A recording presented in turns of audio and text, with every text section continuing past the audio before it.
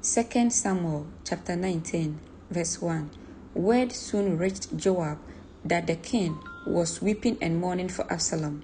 Verse 2. As all the people heard of the king's deep grief for his son, the joy of that day's victory was turned into deep sadness. Verse 3. They crept back into the town that day as though they were ashamed and had deserted in battle. Verse 4. The king covered his face with his hands and kept on crying, "Oh, my son Absalom! Oh, Absalom, my son, my son." Verse 5. Then Joab went to the king's room and said to him, "We saved your life today and the lives of your sons, daughters, and your wives and concubines, yet you act like this, making us feel ashamed of ourselves." Verse 6. You seem to love those who hate you and hate those who love you. You have made it clear today that your commanders and troops mean nothing to you. It seems that if Absalom had lived and all of us had died, you would be pleased. Verse 7. Now go out there and congratulate your troops, for I swear by the Lord that if you don't go out, not single one of them will remain here tonight. Then you will be worse off than ever before. Verse 8. So the king went out and took his seat at the town gate, and as the news spread throughout the town that he was there, everyone went to him. Meanwhile, the Israelites who had supported Absalom fled to their homes. Verse 9. And throughout all the tribes of Israel, there was much discussion and argument going on. The people were saying, "The king rescued us from our enemies and saved us from the Philistines, but Absalom chased him out of the country." Verse 10. Now Absalom, whom we anointed to rule over us, is dead. Why not ask David to come back and be our king again? Verse 11. Then King David sent Zadok and Abiathar, the priests, to say to the elders of Judah, "Why are you the last ones to welcome back the king into his palace? For I have heard that all Israel is ready." Verse 12. You are my relatives, my own tribe, my own flesh and blood. So why are you the last ones to welcome back the king? Verse 13.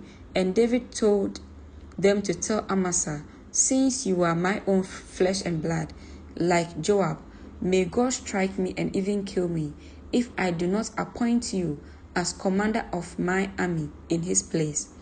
Verse 14. Then Amasa convinced all the men of Judah, and they responded unanimously. They sent word to the king, "Return to us and bring back all who are with you." Verse 15. So the king started back to Jerusalem, and when he arrived at the Jordan River, the people of Judah came to Gilgal to meet him and escort him across the river. Verse 16. Shimei, son of Gera, the man from Bahurim in Benjamin, hurried across with the men of Judah and welcomed King David. Verse 17. 1,000 other men from the tribe of Benjamin were with him, including Ziba, the chief servant of the house of Saul, and Ziba's 15 sons and 20 servants. They rushed down to the Jordan to meet the king. Verse 18. They crossed the shallows of the Jordan to bring the king's household across the river, helping him in every way they could. Verse 19. My lord the king, please forgive me, he pleaded. Forget the terrible things your servant did when you left Jerusalem. May the king put it out of his mind. Verse 20. I know how much I sinned. That is why I have come here today, the very first person in all Israel to greet my lord the king. Verse 21. Then Abishai, son of Zeruiah, said, Shimei should die, for he cursed the Lord's anointed king. Verse 22. Who asked your opinion, you sons of Zeruiah? David exclaimed, why have you become my adversary today? This is not the day for execution, for today I am once again the king of Israel. Verse 23. Then turning to Shimei, David vowed, your life will be spared. Verse 24. Now Mephibosheth, Saul's grandson, came down from Jerusalem to meet the king. He had not cared for his feet, trimmed his beard, or washed his clothes since the day the king left Jerusalem. Verse 25. Why didn't you come with me, Mephibosheth? The king asked him. Verse 26. Mephibosheth replied, My lord the king, my servant Ziba deceived me. I told him, Saddle my donkey so I can go with the king, for as you know, I am crippled. Verse 27. Ziba has slandered me by saying that I refuse to come, but I know that my lord the king is like an angel of God, so do what you think is best. Verse 28. All my relatives and I could expect only death from you, my lord, but instead you have honored me by allowing me to eat at your own table. What more can I ask?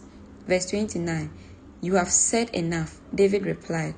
I have decided that you and Ziba will divide your land equally between you. Verse 30. Give him all of it, Mephibosheth said. I am content just to have you safely back again, my lord the king. Verse 31. Barzillai of Gilead had come down from Rogelim to escort the king across the Jordan. Verse 32. He was very old, 80 years of age, and very wealthy. He was the one who had provided food for the king during his stay in Mahanaim. Verse 33. Come across with me and live in Jerusalem. The king said to Barzillai, I will take care of you there. Verse 34. No, he replied, I am far too old to go with the king to Jerusalem. Verse 35. I am 80 years old today, and I can no longer enjoy anything. Food and wine are no longer tasty, and I cannot hear the singers as they sing. I would be a burden to my lord the king. Verse 36.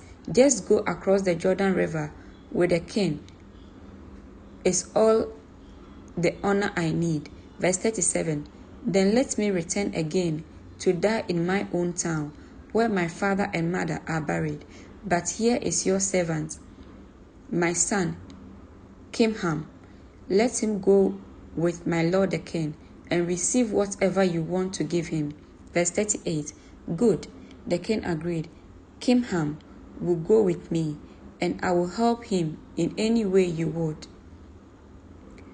like, and I will do for you anything you want. Verse 39. So all the people crossed the Jordan with the king. After David had blessed Barzillai and kissed him, Barzillai returned to his own home. Verse 40. The king then crossed over to Gilgal, taking Kimham with him.